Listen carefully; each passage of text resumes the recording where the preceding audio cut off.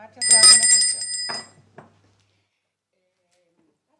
Primero, comunicarle a la comisión que el senador Gastón Saavedra reemplazará al senador Fidel Espinosa. Y, no obstante, presidente, corresponde que ustedes elijan un presidente accidental. El mismo Gastón Saavedra, pues ya está reemplazando. Se reemplazó, ¿no? Mérito está más cerca de la campaña. Ya. En aras de la unidad de la centroizquierda apoya a Gastón Saavedra. Después de lo ocurrido ayer, ya. Gracias. Yo voto en contra.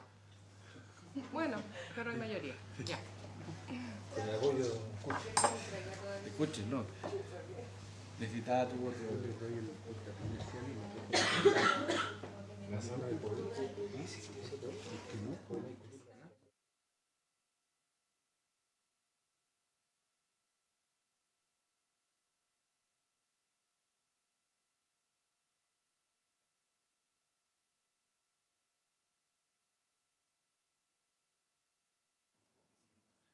Esta es la tabla, ¿verdad? No tenemos más. Ya.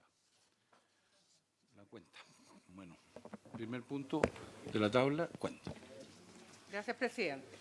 Se han recibido las siguientes comunicaciones. En primer lugar, un informe en derecho enviado por Zona Pesca, por el presidente de Zona Pesca, señor Felipe Sandoval, con el que envía un informe en derecho del abogado Tomás Menchaca, director del programa de libre competencia de la Universidad Católica, en el que se analiza el proyecto de ley sobre fraccionamiento. Enseguida, del gerente general de la pesquera Frío Sur, señor Pablo Zufán, con la que remite el estudio Impacto Económico del proyecto de fraccionamiento del sector pesquero en la región de Aysén, y de los armadores pelágicos de la región de los lagos, con la que solicitan incluir los recursos sardina austral, sardina común y anchoveta para la región de los lagos en el proyecto de ley de remanentes de cuotas no consumido en el año 2024. Y finalmente hay una solicitud de audiencia al presidente de la Asociación de la Industria del Salmón, señor Arturo Clemen, reiterando una solicitud para exponer y hacer entrega a la comisión del resultado final de los diálogos para la salmonicultura del futuro. Eso es todo, presidente. Muchas gracias. Para hoy tenemos a tratar como proyecto el proyecto denominado remanentes, que está en cada una de sus carpetas. Entiendo que hay propuestas o hay intervención de la subsecretaría para el conocimiento referencial del proyecto y los pareceres que hayan respecto del punto. Así que voy a ofrecer en primer término la palabra al subsecretario. Muchas gracias, presidente. Efectivamente, traemos un informe técnico respecto del proyecto de fraccionamiento, que es una materia que ya hemos analizado en otros momentos, en otros años en la comisión. Queremos hacer presente algo que ya planteamos también el año pasado, y es que la solución final a este problema de administración que se enfrenta año a año con el tema de fraccionamiento está abordado en el proyecto de ley de pesca que se está tramitando en la Cámara de Diputados, que plantea una gestión más dinámica del recurso que permita que no genere estas rigideces que hoy día tiene la normativa y que nos obligan a tramitar año a año una norma de fraccionamiento. Pero mientras este proyecto no alcance su total tramitación, evidentemente tenemos que hacernos cargo de esta coyuntura. Antes de cederle la palabra por su intermedio, presidente, a doña Aurora Guerrero, si le parece, para que presente el informe técnico, quería permitirme contarle formalmente a los miembros de la comisión una noticia que tiene que ver con fraccionamiento, con remanente, pero además tiene que ver con el desarrollo de la pesquería más importante del país. Durante el mes de febrero se realizó en Santiago de Chile la reunión anual de la OROP. Chile hizo un planteamiento para incrementar la cuota de jurel, dado el buen estado que tenía la pesquería, que muestra la pesquería y los informes de los comités científicos nacionales que así lo demuestran, y nos alegramos mucho de poder informar que se incrementó en un 25% la cuota global de jurel. Esto significa alrededor de 70.000 millones de pesos más a valor de precio playa. Esto es un crecimiento para el sector pesquero, tanto industrial como artesanal, y nos pone muy satisfechos porque es una buena noticia para el desarrollo de la pesca en Chile. Si me permite, presidente, entonces me gustaría cederle la palabra a doña Aurora. Senador Núñez, de ahí se la cedemos la palabra. Sí, gracias, presidente. Bueno, saludar al subsecretario, a la señora Aurora. Sí, y no, yo creo que es muy importante lo que decía el subsecretario, o sea, este aumento de la cuota de jurel por ser esta pesquería tan relevante, lo cual refleja que también se recompuso en términos de biomasa, es decir, de que ha habido, digamos, una política que permitió que se recuperara después del periodo de depredación y las consecuencias que tuvo. Entonces, lo que me gustaría, presidente, es tal vez pedirle al subsecretario que en la próxima sesión de la comisión él pueda venir y nos ilustre todo el resultado del oropo. Yo entiendo que también hay temas en materia de jibia. Yo estuve presente en una parte del debate, no me quedé hasta el final porque era una discusión bien larga, de varios días, pero creo muy significativo. La verdad que se llegó a una cifra récord de exportaciones de jibia en Chile, y eso ha sido un ingreso muy importante para distintas actividades y en particular para la pesca artesanal. Entonces, lo que a mí me gustaría saber, por ejemplo, este aumento de la cuota del 25%, ¿va a implicar una acción del gobierno dirigida, por ejemplo, a fomentar el consumo humano de jurel? Porque en el caso de la región de Coquimbo, entiendo que en Atacama es similar, yo voy a estar el viernes en Atacama, el 93% del jurel que se extrae en la región de Coquimbo va todo íntegramente a harina de pescado, 25.000 toneladas. Y eso, presidente, en el caso de su región, que exporta jurel de consumo humano y produce también a nivel local, es un crimen alimentario.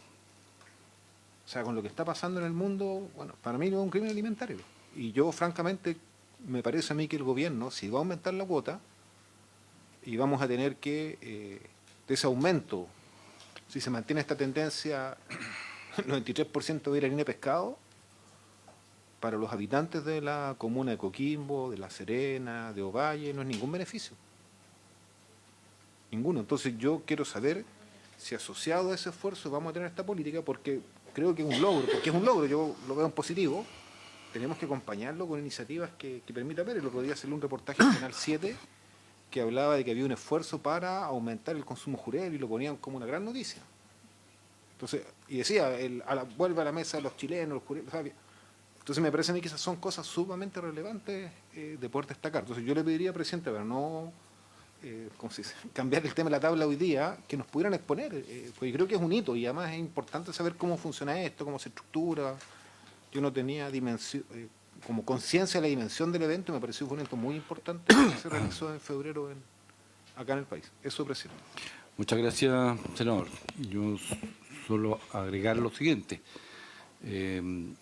Dentro de esa exposición que va a hacer la subsecretaría, me gustaría que estuviera así la integralidad de lo que pasa hoy día con la extracción del jurel, o sea, tanto por la flota de cerco, su destino hacia qué va, y hoy día hay una explicación distinta respecto de lo que es la molienda del jurel, porque la harina de pescado sirve para alimentar a las aves, y por tanto los huevos que consumimos los seres humanos está allí, a los pavos, el aceite que se extrae es para una serie de elementos que tienen que ver con ayúdenme ustedes, la cosmetología, el omega 3, en fin, yo pediría que se viera en términos integrales respecto de lo que es hoy día la industria de la extracción, el procesamiento y el destino final. ¿Y qué significa eso en materia de ingresos para el país? Porque no vamos a hacer, no vaya a haber algún detalle no menor, porque la flota artesanal tendría un aumento de el recurso jurel en términos de captura, y las condiciones de trazabilidad que después tendrían esos recursos para el procesamiento, para el consumo humano, van a ser absolutamente antagónicos de los requerimientos sanitarios que se tiene que tener para respaldar ese tipo de procesamiento. Lo dejo planteado, no es materia de debate ahora, pero sí es un punto que me interesa que se vea bien para que no tengamos errores de apreciación y decisiones que pueden ser fatales ante una situación benigna que hoy día tiene la pesca respecto del recurso jurel que en determinado momento lo sobreexplotamos, convengamos las cosas, y por eso que se tuvo que llegar a la situación que venimos tratando de repuntar. Entonces, lo dejo establecido. No sé si alguien más va a hacer alguna intervención para cederle la palabra a la señora. ¿Lo acordamos, presidente, no? Lo acordamos, sí. Ok. Sí, sobre el punto, presidente. No, sí, solo para comentar que yo creo que es importante que hagamos el debate en la próxima sesión, ya está acordado, pero yo le quiero decir que en el caso de mi región, ya para que tengamos conciencia de lo que estamos discutiendo, la harina de pescado que se elabora en base a jurel se exporta, en su gran mayoría, y se exporta para alimentar al pancracio. Entonces, si yo tengo que elegir entre alimentar un pescado que está en el sudeste asiático y alimentar a la familia de Coquimbo, yo me quedo con la familia de Coquimbo. Esa es mi perspectiva como senador de la región de Coquimbo. Entonces, yo por lo menos quiero que el gobierno esté consciente de este problema, porque esto no va a cambiar si no hay política pública. Y esa política pública puede beneficiar a la industria o a la pesca artesanal. Aquí yo no estoy diciendo quién es el que tiene que producir para consumo humano, pero lo que estoy diciendo es que en la región de Coquimbo, según los datos oficiales de la subsecretaría, el 93% del jurel va a harina de pescado. Si fuera el 80%, ya tenemos que se triplica lo que se produce para consumo humano. O sea, ¿cómo no vamos a ser capaces como país de... Y como usted dice, alimento con omega 3, que es parte histórica de lo que consumió la familia coquimbana. Y para los salmones también. Hay motivos... Del sur. Los salmones del sur también se alimentan de harina de pescado. No, los salmones no son parte de la tradición histórica de consumo de pescado fíjese, en la región pero de lo venden en los supermercados chilenos. Y parece que allí lo compran harto. Pero bueno, le cedo la palabra, por favor. Gracias, presidente. Doña Aurora Guerrero, por favor, para el informe del proyecto en curso. Ok, muchas gracias. Buenas tardes. Bueno, lo que voy a exponer, tengo entendido que tiene en su poder el informe que fue solicitada en la última o penúltima, reunión de esta comisión, ¿ya? En que básicamente porque el proyecto de ley consigna en el inciso 3 del artículo 1 que se debe haber un diagnóstico o un informe fundado a la subsecretaría con los antecedentes técnicos que dan viabilidad en términos generales a este proyecto de ley. Y lo que está en estos documentos están incluidos los principales antecedentes técnicos, ¿ya?, que a nuestro juicio son relevantes, que se deben considerar en un proyecto de este tipo, y se analizan por cada uno de los recursos o pesquería que allí se indican. Para cada uno de ellos se da cuenta de aspectos respecto de la cuota 2024, que es la que genera los excedentes o estos remanentes, el consumo de la cuota, el nivel de consumo de la cuota, el estado de conservación, que también es un aspecto que consigna el proyecto de ley, ¿ya? Esos son, yo diría, que los principales aspectos técnicos que hay que considerar o que debiéramos considerar en este proyecto de ley. A continuación voy a ir analizando o dando algunos antecedentes bastante generales. Hay quizás más detalles, ¿cierto?, en el informe, en cada uno de estos recursos. Partiendo por la anchoveta en las regiones de Arica y Parinacota a la región de Antofagasta. Ya esta es una unidad que en este momento se maneja de manera independiente, donde la cuota del año 2024 fue de 693.700 toneladas, ¿ya?, que fue modificado posteriormente y quedó en 643.000 toneladas. Recordemos que en el caso de los pelágicos pequeños hay dos hitos de evaluación de stock para determinar cuota. Una es la cuota que se determina en octubre del año anterior para el año siguiente, y esa cuota se revisa en la mitad de año, ¿ya? Y por eso hay algunas modificaciones, y en este caso particular también hubo modificaciones respecto de la aplicación de la ley de remanentes del año anterior, ¿ya? El consumo de anchoveta entre estas regiones es alrededor de, esto con información preliminar que había, creo que la fecha final era el 26 de diciembre de 2024, era un 92% en las regiones de Arica y Parinacota, y que en las regiones de Antofagasta en realidad no hubieron operaciones, por lo tanto hay saldos el 100% no consumidos, ¿ya? Que es lo que se indica en una tabla que está indicado allí, ¿ya? En Arica y Parinacota y Tarapacá hay un 92% de consumo y en la otra región de Antofagasta no hay consumo de anchoveta. Respecto del estado de conservación o el estatus de recursos,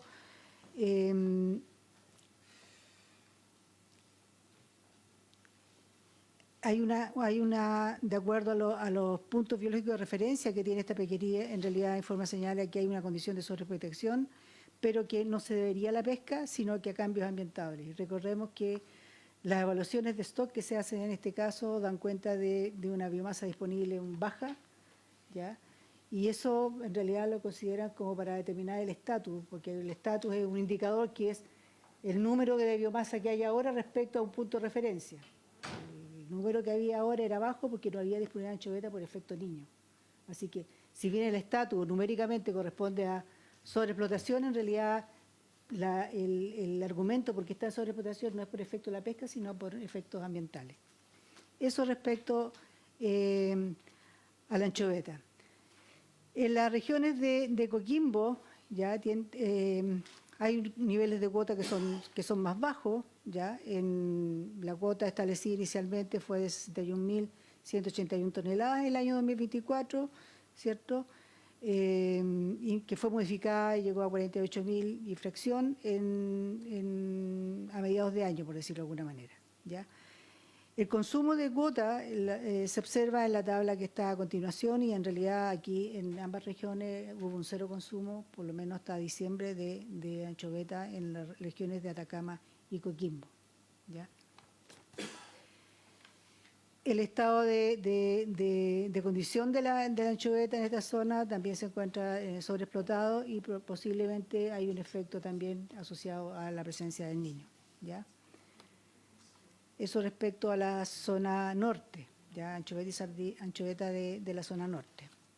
Respecto de sardina común, la cuota global el 2020, inicial del 2024 se fijó en 296.663 toneladas y se modificó llegando a 250.324 y por ajuste remanente esa cuota llegó a 226.653, ¿ya? Eso en cuanto a los números respecto del nivel de cuota. El consumo aquí está la cuota de consumo artesanal, ¿cierto? Hay una fracción artesanal, aquí hay RAEs de por medio, por lo tanto lo que ustedes ven aquí son por áreas, están por regiones. Y el porcentaje consumido, en realidad, el valor más alto está dado en la Araucanía, que tiene un nivel de cuota bastante bajo, que hay en realidad un sobreconsumo ahí, ¿cierto? Y los niveles de remanente son bastante altos, podríamos decir, en la octava región, ¿cierto? Y la fracción industrial tiene un consumo del 88%, que siempre es bajo aquí porque la sardina se encuentra más cerca del área de reserva artesanal. En términos globales, se puede decir que hay un porcentaje de consumo de un 37%, que es la última cifra que está en esa tabla. Respecto del estado de conservación del recurso sardina común, está en estado de sobreexplotación, sin sobrepesca. Bueno, ahí está la información respecto de cuán cerca o cuán lejos están del punto de referencia del rendimiento máximo sostenido. Análogamente, el recurso anchoveta en el año 2024 se estableció inicialmente una cuota de 215.809 toneladas, que fue ajustada a 276.858 cuando se hizo la elaboración por segunda vez, esta revisión, ¿cierto?, que se hace a cotidiano, y después por ajuste de ley remanente queda en una cuota de 251.063. Respecto al consumo, tenemos el consumo, porcentaje consumido en términos globales, ahí está el desglose por región, ¿cierto?, es un 36%, es similar al consumo que hubo en sardina. Respecto del estado de conservación, el estado de conservación en entre Valparaíso y la región de los lagos, que es la unidad de pesquería, es de plena explotación y sin sobrepesca. Eso respecto a las pesquerías pelágicas que están incorporadas en el proyecto de ley. Finalmente, el recurso de demersal Merluza del Sur entre en las regiones de los lagos y Aysén. No ocupa toda la macro región, sino que solamente esas dos regiones. Aquí no hay revisión de cuota, por lo tanto la cuota es la que se establece, la que recomienda el Comité Científico en octubre del año anterior y se establece como cuota anual. Fue de 19.253 toneladas. El consumo de la cuota, en la región de los lagos hay un 97% de consumo y en la región de Aysén 84% de consumo. ¿Ya? El estado de conservación en la Merluza del Sur es de sobreexplotación.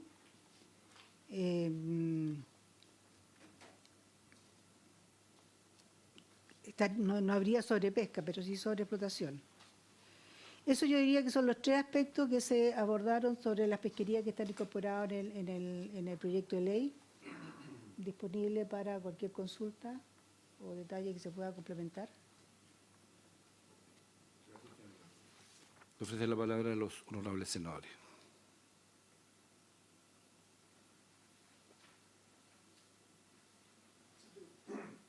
Núñez. Si nos pueden explicar el punto 6 de las consideraciones técnicas del proyecto.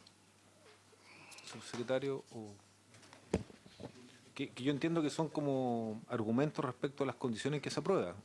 Entonces yo no sé si el Ejecutivo tiene indicaciones asociadas a estas consideraciones, si quieren que lo aprobemos tal cual. De lo que recuerdo, la vez pasada nos hablaban, por ejemplo, la relevancia de los meses disponibles, digamos, si periodos cortos, más largos de tiempo.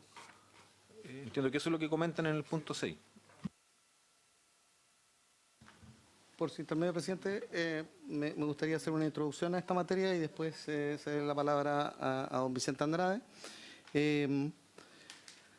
Todos sabemos que en el proyecto de remanente estamos discutiendo un proyecto que ya ha sido debatido en años anteriores y hay un cierto aprendizaje producto de la discusión de años anteriores.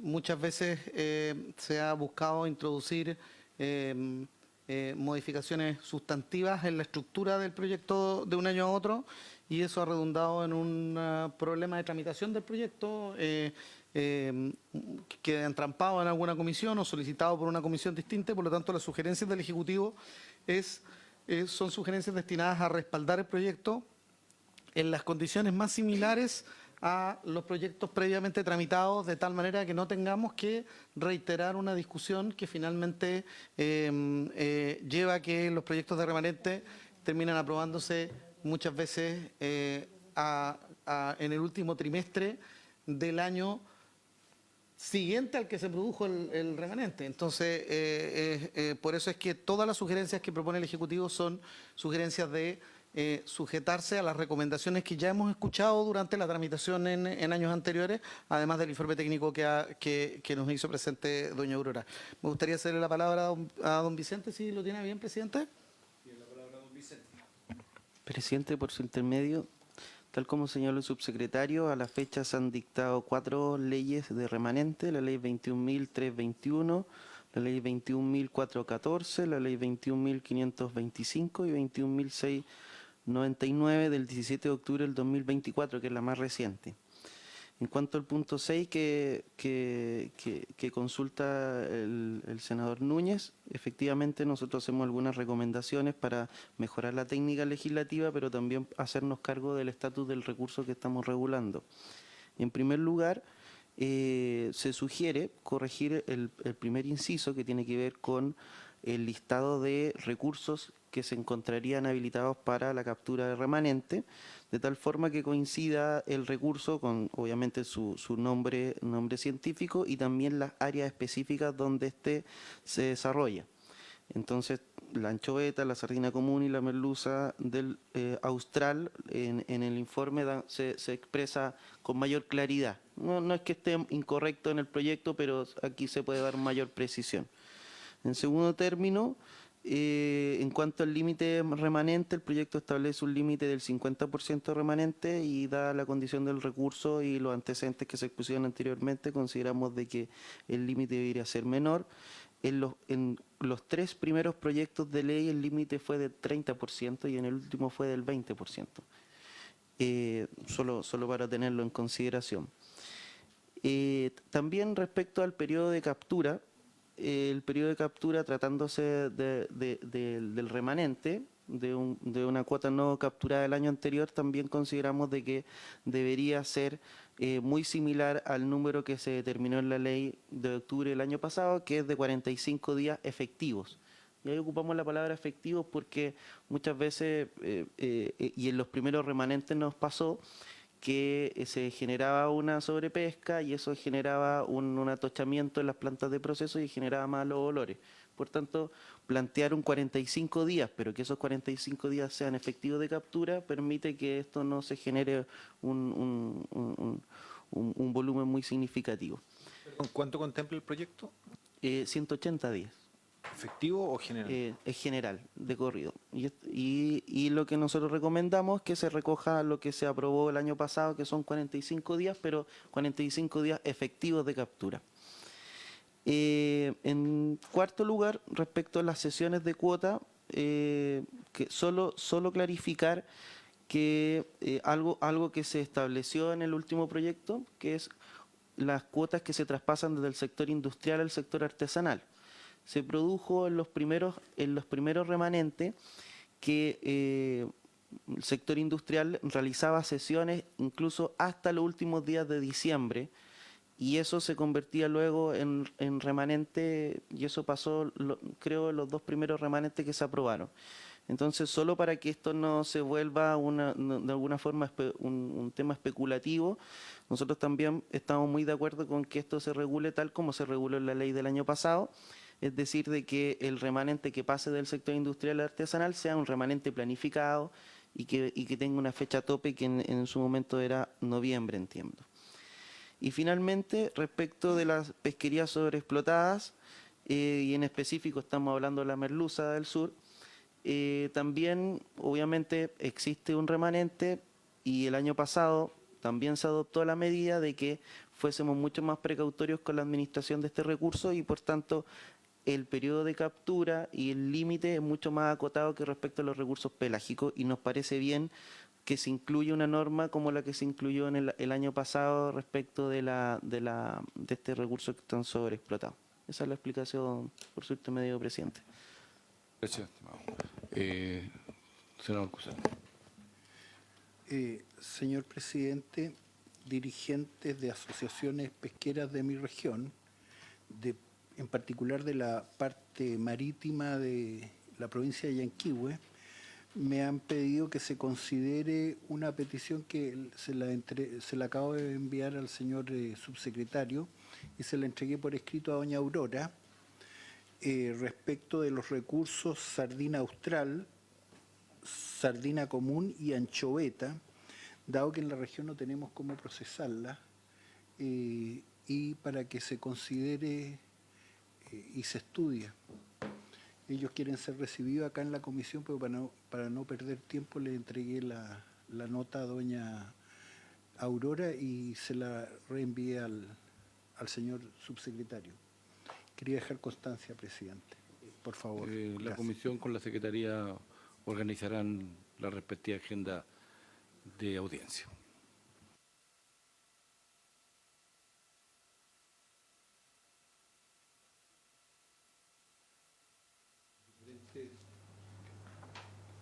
Párrafo. El primero es la modificación al inciso 2 respecto de la el guarismo, que es la cuota global del 50% propuesto por el Ejecutivo, un 30%. Ese es un punto. Y después está el de pasar de 180 días, que se propone más abajo, a 45 días de pesca efectiva. Y el otro está en que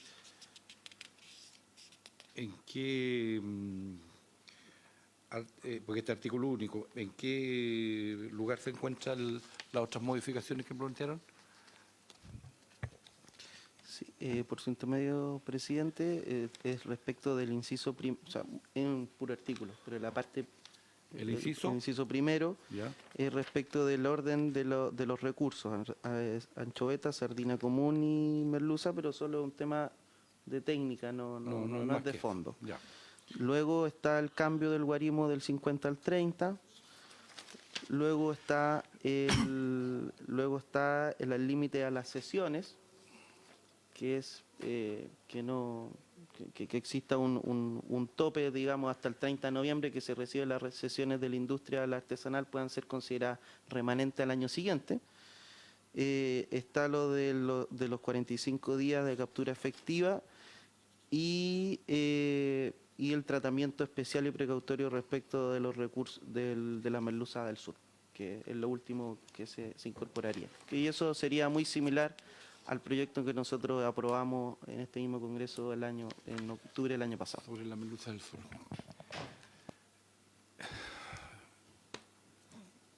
Senador Sí, Núñez. sí, presidente. Bueno, con la información que entrega el subsecretario y su equipo, uno queda más claro en que no habría impactos biológicos o riesgos de sobreexplotación relevante, por así decirlo, en aprobar este proyecto de ley. Pero, presidente, yo creo que lo que nos han propuesto ustedes, que me parece a mí absolutamente razonable, tendría que ser plasmado en indicaciones. Porque no hay indicaciones. No, por eso digo. Entonces, yo lo que le propongo, yo tengo disposición de aprobar el proyecto de ley con las indicaciones que ustedes mismos están proponiendo. Entonces, habría que elaborarlas para poder aprobarlas y hay que agregar la solicitud que está haciendo el senador Kuchel a través de...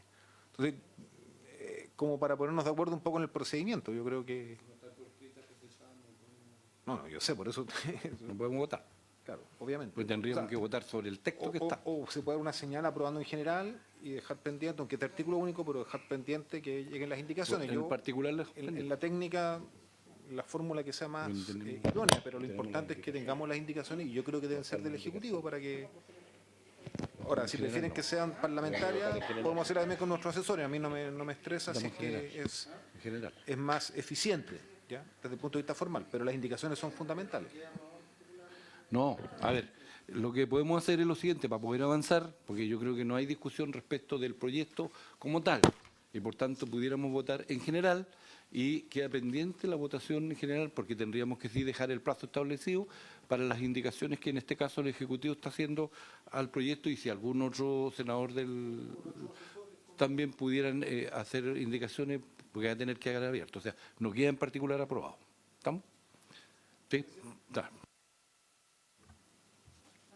Para facilitar la tramitación, completamente de acuerdo con la propuesta que usted hace, presidente. Como este es un proyecto que ya es conocido y esperamos que se pueda tramitar con celeridad, si se fija un plazo de indicaciones, yo sugeriría que fuera un plazo de indicaciones breve y por lo mismo el Ejecutivo puede proponer el contenido de esas indicaciones a los parlamentarios de tal manera de tener certeza que tengamos esas indicaciones para la próxima sesión, si a usted le parece. Me parece, ¿puede ser de aquí al viernes? Porque ya no tenemos a este viernes, cosa que la próxima sesión, que es el miércoles, a no ser que el presidente se ponga de acuerdo y el titular diga, oiga,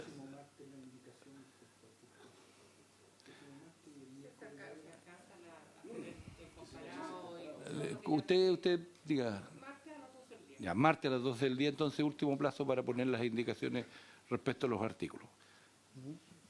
De acuerdo en eso. Segunda cosa, tenemos que votar si votamos en general. También los parlamentarios tienen el plazo para... Es mejor, lo que se está proponiendo, presidente, es que las indicaciones con apoyo de la subsidiaria las hagamos parlamentarios porque es más expedito a que vengan del Ejecutivo. Bueno. Como en materia, así lo hicimos la vez pasada, no es obstáculo. Digamos. Ok, pero que estén a las 12 del día del próximo martes. El camino que se tome da lo mismo. Ok, entonces voy a someter a votación en general el proyecto. Secretario. Senador Núñez. A favor. Senador Kuchel. Señor presidente. A favor. Aprobado 3-0 en general el proyecto y plazo para indicaciones próximo martes a las 12 horas.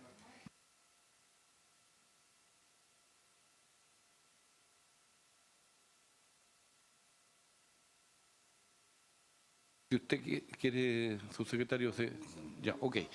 Le voy a pedir a los honorables senadores que prorroguemos 10 minutitos porque vienen personas del sur y están acá y quieren hacer uso de la palabra para poderlo escuchar. ¿De acuerdo? Ok. Ya. ¿Qué pasa?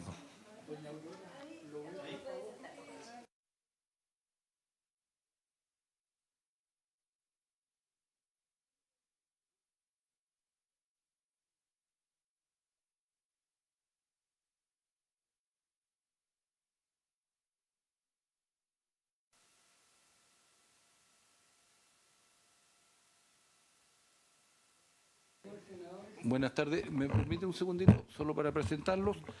Son los invitados que están acá presentes. Es el gerente de Recursos Humanos de Salmones Austral de los Lagos, señor Milton Cactain. Usted me dirá si está bien, pero... Y el presidente del Sindicato de Salmones Austral de los Lagos, señor Carlos Lavoz. Sí. ¿Quién nos hace partiendo con la palabra? ¿Usted? Sí. Mire, hemos venido y le queremos dar las gracias que lo estén recibiendo en este momento, conocerlo a todos. Pedimos una reunión y gracias a Dios estamos acá. Y traemos una carta para informarle a ustedes los problemas que nosotros tenemos por muchos años. Quiero que lo entiendan, que estos problemas se vienen arrastrando por años y años. Y se le ha dado poca solución, no sé cuál es el problema que se produce en esto, ¿eh? Porque quiero leer la carta que traigo. Señoras y señores, la Comisión de Intereses Marítimos, Pesca y Acuicultura del Senado, tengan ustedes los más cordiales saludos de Carlos Lavoz Medina. Me dirijo a ustedes como trabajador de la industria salmonera y vengo a plantear nuestra preocupación por los acontecimientos que están ocurriendo en torno al desarrollo de la salmonicultura en el sur de Chile.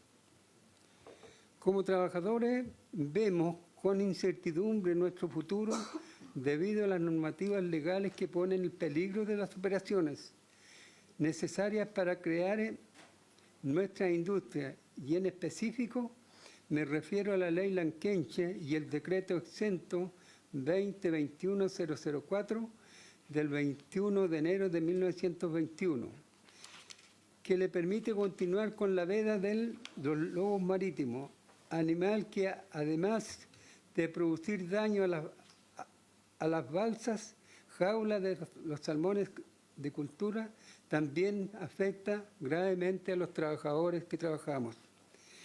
Este último, por tratarse de un decreto exento, puede ser revocado con un acto administrativo y desde el Ejecutivo, lo que permitirá que la pesca artesanal tenga alternativa de un recurso adicional para su ya más menguada economía por escasez de recursos marinos cada vez más evidente y que por los demás compite con estos mamíferos cada vez interna al mar en busca de su sustento para sus hogares. En caso de la ley Lankenche, es sabido cómo afecta en el desarrollo de las industrias, no solo del salmón, una ley creada en beneficio de comunidades indígenas para solicitar áreas, manejo en donde se muestre ante la cooperación nacional. El derecho de indígena haber hecho uso desde los tiempos hispánicos hasta ahora, para la cual debe presentar una solicitud de espacios costeros marinos originales ante la Subsecretaría de Pesca, que no corresponde a un plan de manejo. Avalada esta solicitud por un informe que emite la Corporación Nacional de Desarrollo de Indígenas, que certifica que las áreas solicitadas corresponden con solo la declaración y testimonio oral del solicitante y entregando un bien entregado en espacio por parte de su Secretaría de Pesca. De esta forma, las organizaciones no gubernamentales internacionales infladas de comunidad indígena encontraron en la ley Lanquenche la herramienta para disputar un territorio marítimo chileno como propio y desarrollar actividades económicas en su beneficio, no en beneficio de todas las chilenas y los chilenos. En la finalización de la primera etapa de solicitud de un espacio costero marino de pueblos originarios, recién se ve a votación por parte de los integrantes de las comisiones regionales CEUSA del borde costero, quienes rechazan, aprueban la solicitud y terminando ahí su atribución. Posteriormente, no es participante de los planes de manejo que aprueba su pesca. Vemos que lamentablemente una ley aprobada por nuestros parlamentarios, que en un inicio se planteaba que era una ley para congraciarse con los pueblos originarios con pocas garantías para ser aplicada, hoy encontraron la forma aplicando la ley para su beneficio y utilizando a las comunidades.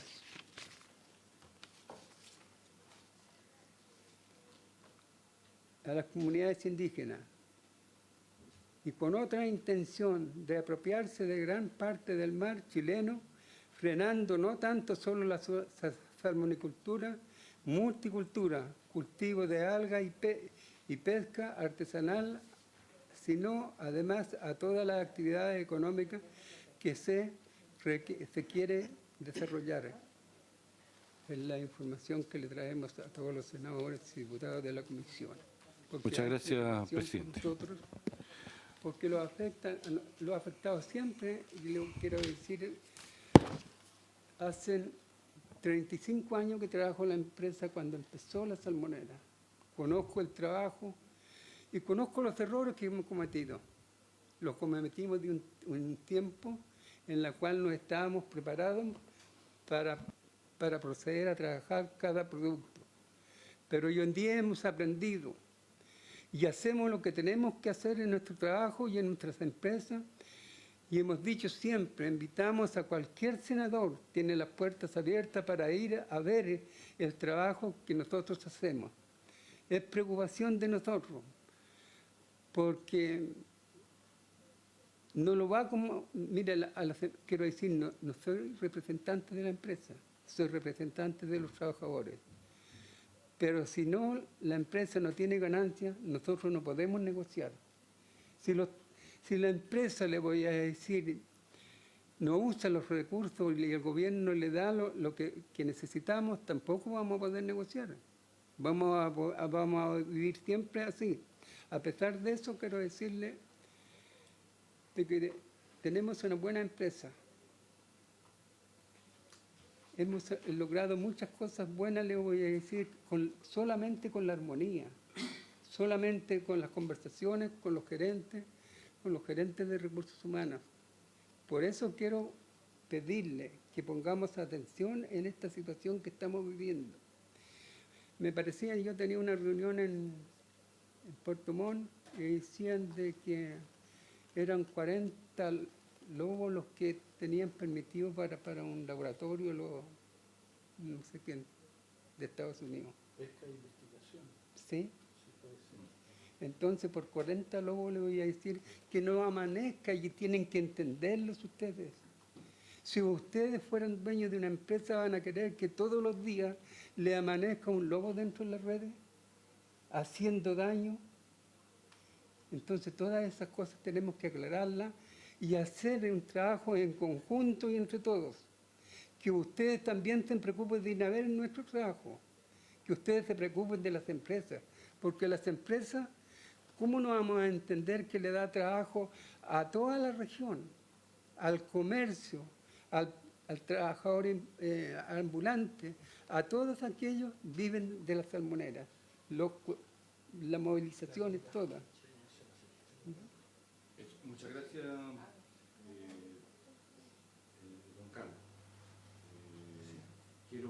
Sí. ¿Va a acotar algo usted, señor? Sí, mira, la verdad que... El micrófono, por favor. ¿Perdón? Ahí está. Bien, gracias.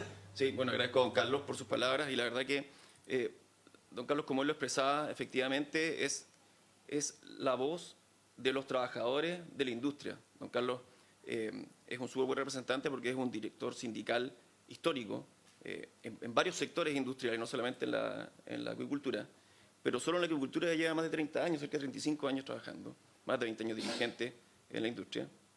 Por tanto, conoce cómo ha evolucionado esto. Y en general es lo mismo que sienten todos los trabajadores. Si bien nuestro ámbito de acción no es la parte técnica de la acuicultura, nosotros venimos desde la gestión de personas, ¿cierto?, y las relaciones humanas. Por lo tanto, todo lo que pasa en la mente, en los sentimientos de los trabajadores, termina en nuestros oídos.